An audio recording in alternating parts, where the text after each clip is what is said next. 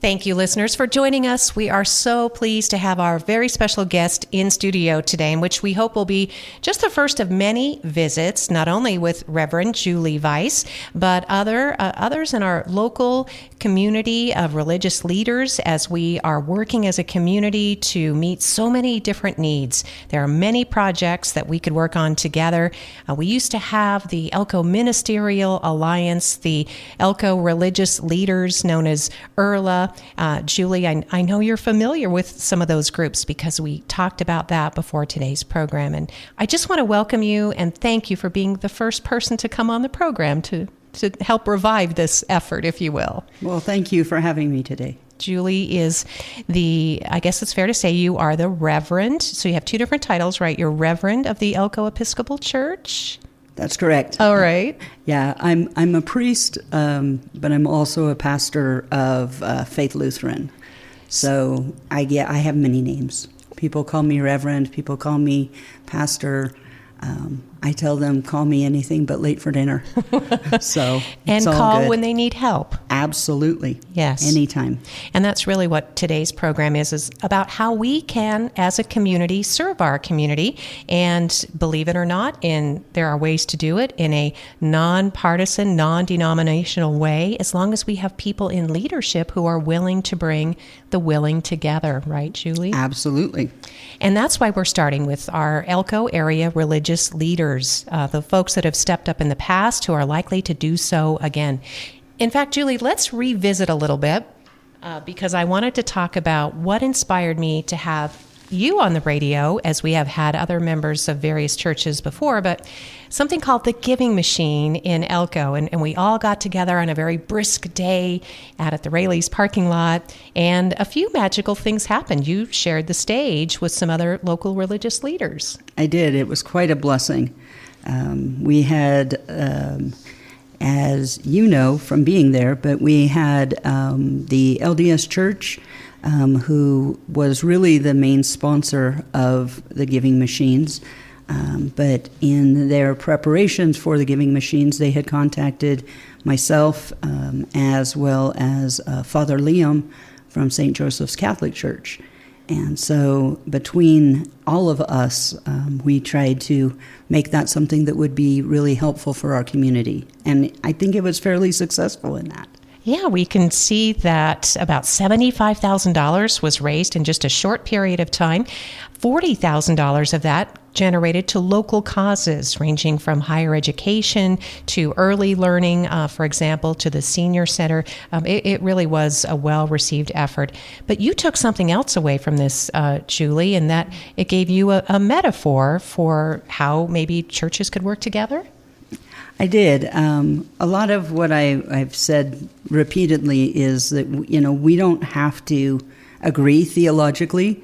We don't even have to have a theology. We don't have to even be believers in order to work together. And if we're willing to work together to do the common good, I think that's what we are called.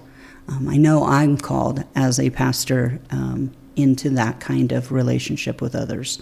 So building bridges and making people get together, right? Because I know we're in a time where things feel very divisive at times. And so working with other people who have a same cause or the same intentions is always helpful, I think. So. Well, Julie, thank you for helping us to reflect on this Light of the World Giving Machine. It's something that's been going on, but Elko was chosen this past year, again, a very successful effort and an opportunity to come together over these common causes of relieving famine, supporting education, housing, healthcare, to anybody who is in need, regardless of what their affiliation or non-affiliation might be. And so we thought we would talk about a couple of big local projects that we could invite the community to participate in, Julie, as we kind of weave in some of these other causes that not only the Elko St. Paul's Episcopal Church, but Elko Faith Lutheran has been working on behalf of the citizens. So it's the program today, I like to think of it's Love Elko. Just we have Elko Live, and this is sort of how can we better love our community? And that's why I thought it would be perfect to have on today. So Absolutely, I love it. So one of the projects is picking up where an important mission left off. Boy, they were small, but they were mighty, and that was Underdog Ministries, right? Julie, what can you tell us about what they did? So Underdog Ministries was a real blessing. That group of folks had seen a need in our community. We know that FISH, Friends in Service Helping, does tremendous amounts of work for our unsheltered and our low-income folks in our community. But the struggle is they're only there Monday through Fridays. And with the exception of the Samaritan House, which is the emergency shelter. But because of that, there was this kind of food desert thing that happened. And so Underdog saw a need for Sunday meals. And so they began to go to the train park and pass out food for folks on Sundays. And they did that for many years with great success. And it's my understanding that after Mike passed away, it just became a little too much to try to do for one person, or to manage it by one person. And so, unfortunately, Kim has they've dissolved, and with that becomes this need for the community to step up and try to figure out how we can also care for those folks on Sundays. On Friday, they can get an extra meal for Saturday from FISH, but that doesn't carry over through Sunday. And so we're really in need of trying to figure out something to fill that void.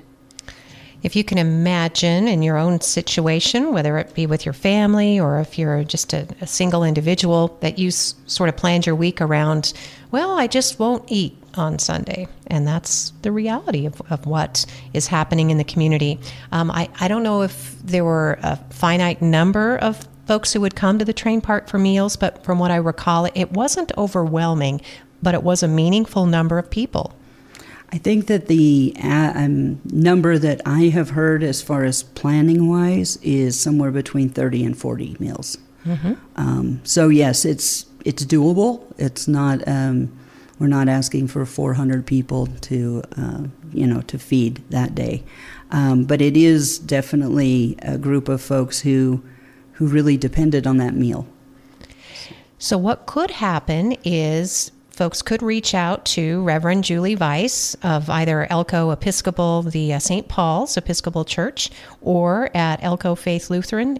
Julie, is there a best way that you'd like people to reach out to you if they are interested in, maybe even as a civic group, right? Because it doesn't have to be a religious organization. Absolutely. I've been talking with the different faith groups, but I've also have been in touch with, I know that Endless Possibilities, who is one of the animal rescues in town, they have expressed an interest in being one of the groups that may be able to host one of those Sundays in the train park. So yeah, any groups of individuals.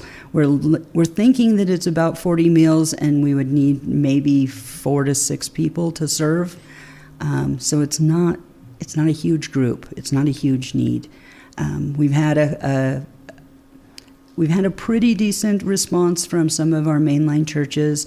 I did get a phone call from Livingstone's, and they were going to speak to their community groups, and hopefully they may also be able to participate. But yeah, it's really it's really not a huge thing, and the more groups we get, the less often those groups will have to be participating. So yeah, if there's a need or if there's a desire to help us with that need, you can either email me at TheRev, as in Reverend, REV, Julie Vice at gmail.com, or you can call or text me at 775-931-9255.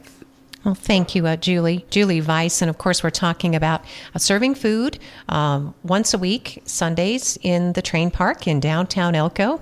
Maybe 40 meals or so, as you mentioned, 4 to 6 people to help serve. It's just a few hours, obviously.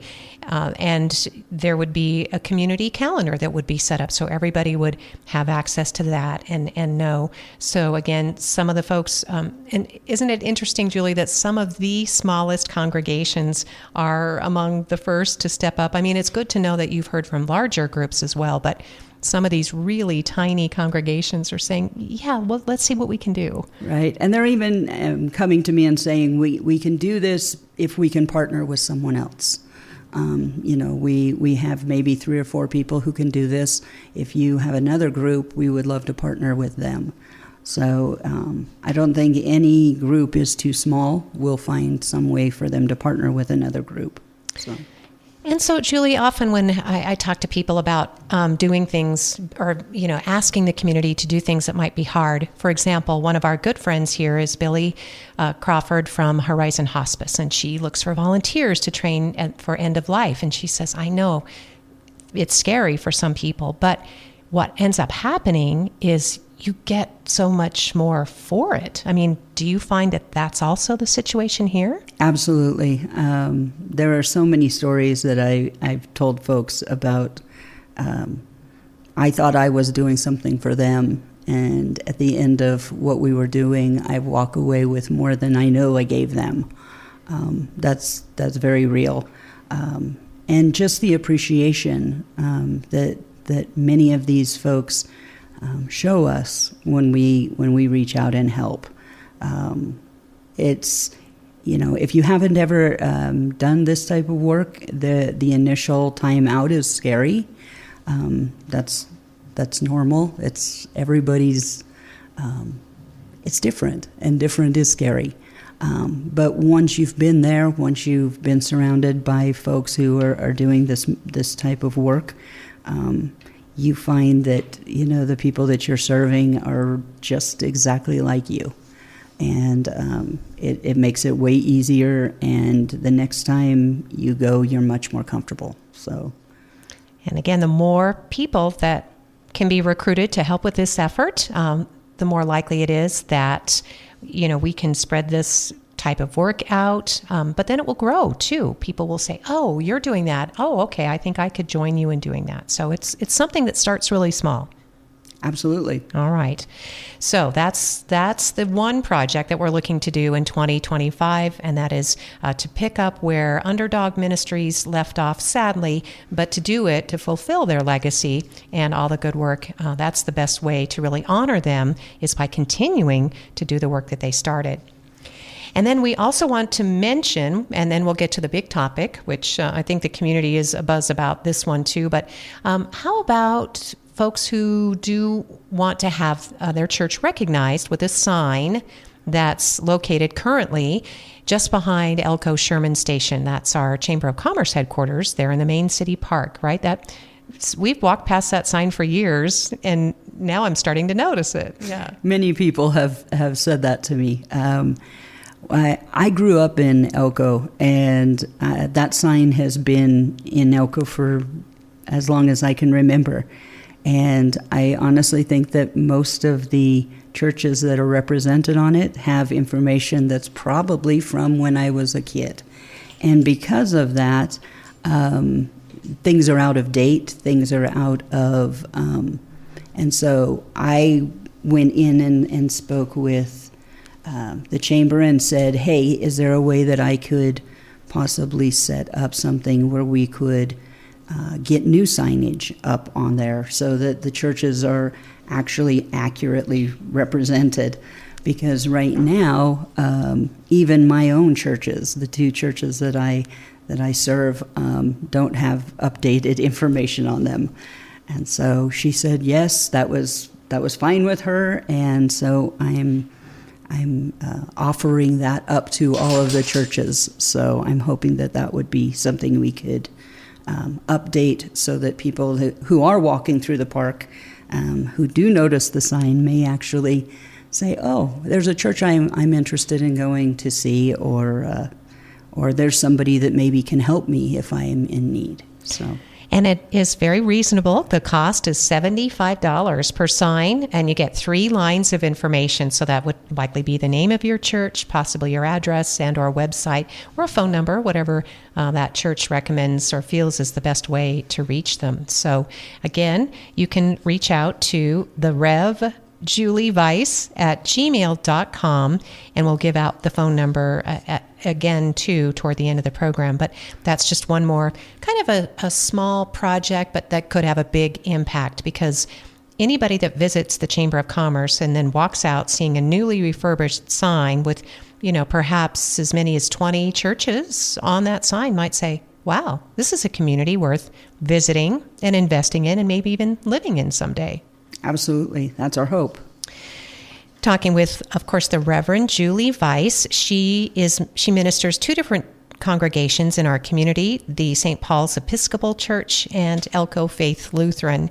And we are talking about some projects that the community can participate in, starting small, but then working our way up. A lot of people are talking about fish right now, Julie. So it's so important that you are our first guest as we start this effort to build coalitions and get people working together, whether civic groups, individuals, or religious organizations.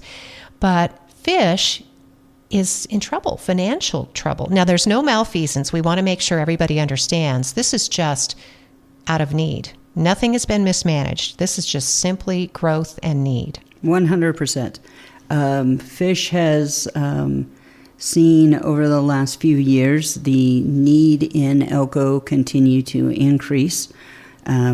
Look around. It's not hard to tell that that's happening.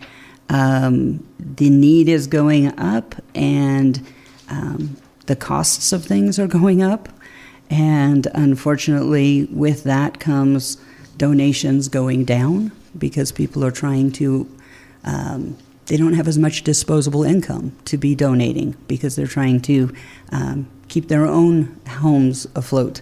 And so I get that. But with that, without donations and without our grant monies coming in as expected, we end up in a bind. Our thrift store is doing amazing, and they do a lot to help keep us afloat. But it's a lot. And then, I mean, if you haven't ever been to fish on a day when they are passing out food, I encourage you to just drive down there. The number of cars that are wrapped around the blocks, it's not around the building, it's around the blocks. They're handing out like 200, 300 cars worth of items each time that they're having people come by. So we're talking about, I think the last number that I heard was something around 5% of Elko County is served by fish. And if that's the case, it's not just our unhoused, it's not just the folks that you may see or think are the clients of fish. It is, we live in a community that doesn't have a lot of middle class. We have either, 6-figure salaries, or we have people who are working 2 and 3 jobs and still struggling to even pay their bills and pay their rent.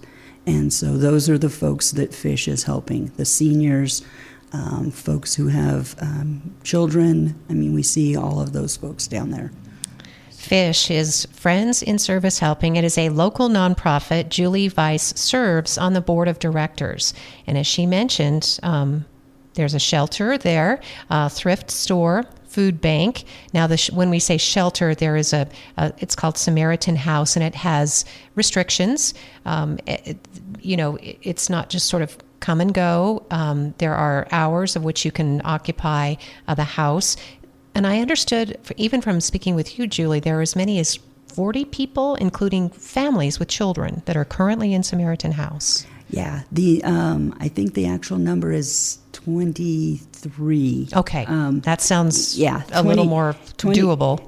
I think, yeah, but still there, yes, families, single men, single women. They have a really good setup where they keep, people separated so you don't have issues with that.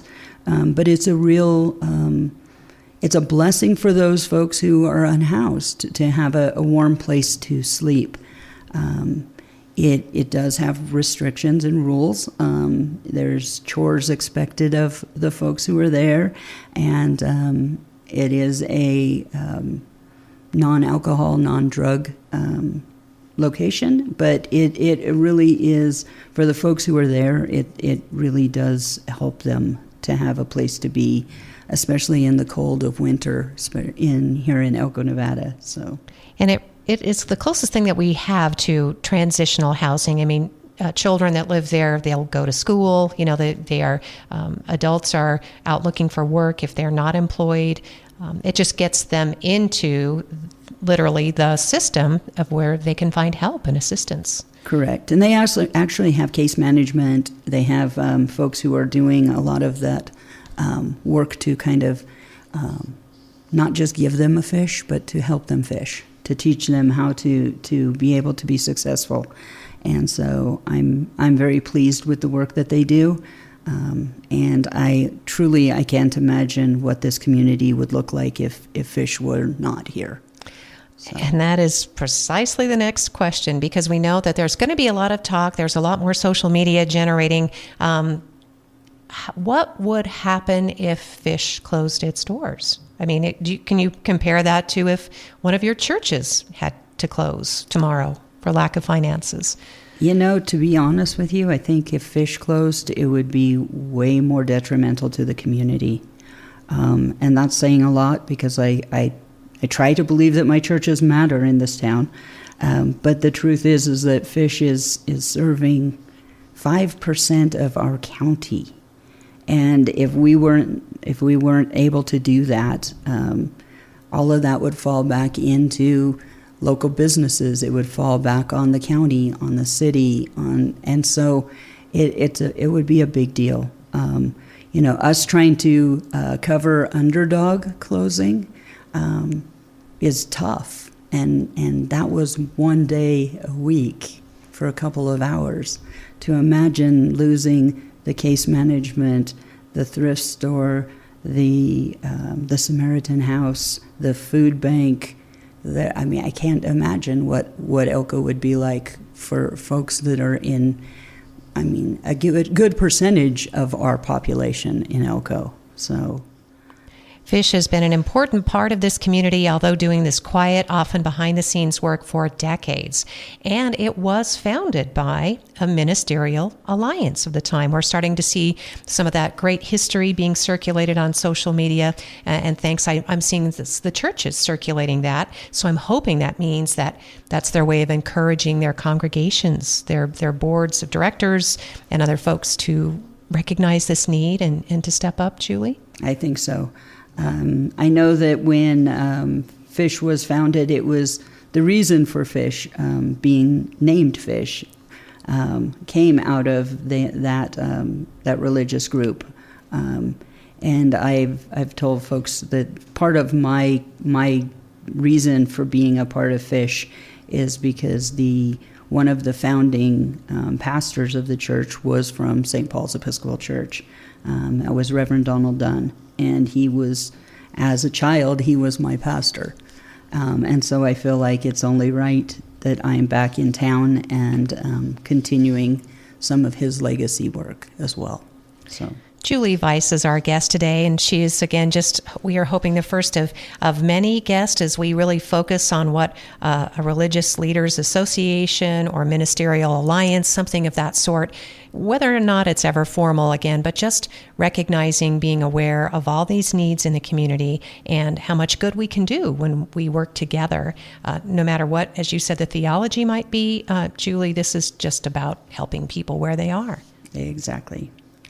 So those are some of the parameters of some of the programs, the discussions that are happening that we want to invite civic leaders, businesses in the community, individuals. I know there are families often that, look for projects to do, Julie, because that's important to, their family.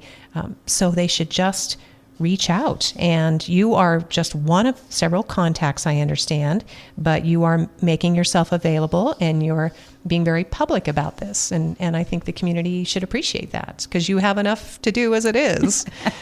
Keeps me out of trouble. That's what I tell everybody. I think that, yes, there are several of the churches who have been partnering. We've been trying to get together at least quarterly. That's sometimes difficult when you have multiple churches, clergy trying to get together. It's difficult to get everybody. But we do see the need to work together.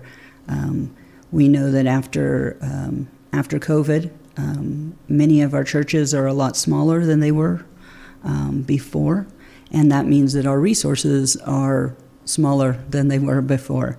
And because of that, this need for us to partner together and to overlook some of those things that maybe in the past would have caused people to not work together, we're seeing the need now to put those aside and to actually do the work together.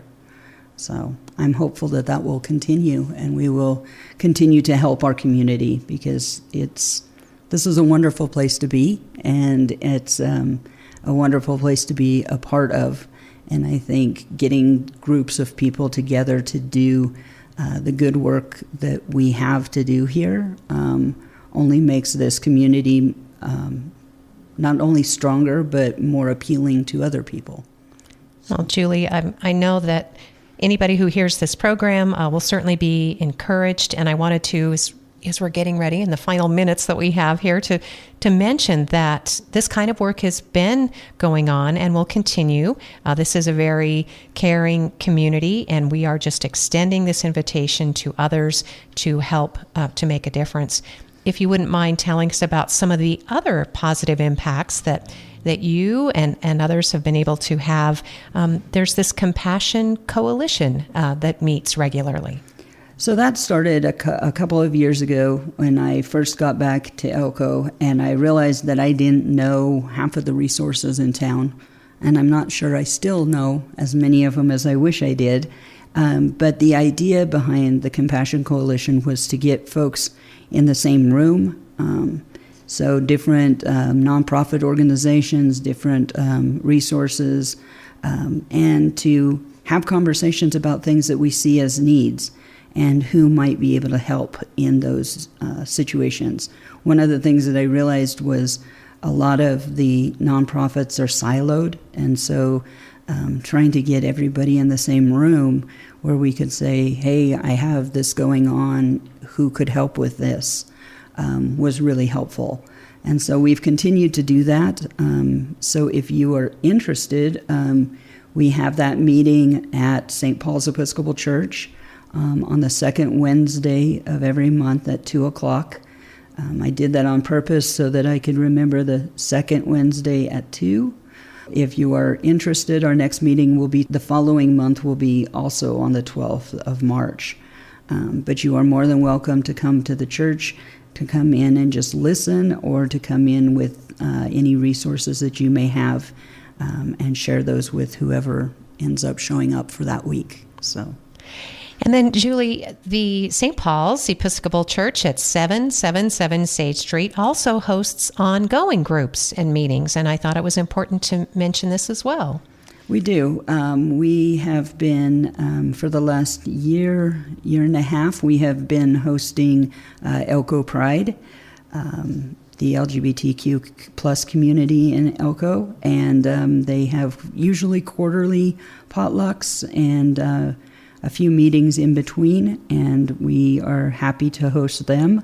We also have a crafting group, which is just a small group of folks who show up and like to do crafts and like to have fellowship, so they hang out. That is on the second Saturday of every month at 10.